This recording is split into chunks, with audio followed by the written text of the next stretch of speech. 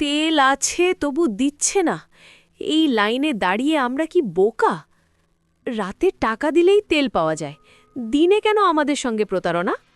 দুপুরের রোদে পেট্রোল পাম্পে লম্বা লাইন, সবাই গাড়ির ভেতর বসে অপেক্ষা করছে। কর্মচারীরা বারবার একই কথা বলছে, তেল শেষ। অথচ পাম্পের ভেতরে ট্যাঙ্কার দাঁড়িয়ে আছে। একজন ড্রাইভার চিৎকার করে উঠল, আমাদের সঙ্গে মিথ্যা বলছেন কেন? কিন্তু কেউ কোনো জবাব দিল না, শুধু গেট বন্ধ করে রাখা হলো, নিঃশব্দ হতাশায়। সন্ধে নামতেই এক যুবক সন্দেহ নিয়ে দূরে দাঁড়িয়ে থাকে। রাত গভীর হলে সে দেখে একই পাম্পের পেছনের গেট খুলে দেওয়া হলো। গোপন উত্তেজনায় কয়েকজন খুচরো বিক্রেতা মোটা টাকা গুনে গুনে তেল নিয়ে যাচ্ছে, গম্ভীর স্বরে। পরদিন বাজারে সেই তেল দ্বিগুণ দামে বিক্রি হচ্ছে। ক্ষোভে ভারী, যুবকের বুক কেঁপে ওঠে। তাহলে আমাদের সাথে দিনের পর দিন প্রতারণা হচ্ছিল? আতঙ্ক ও রাগে।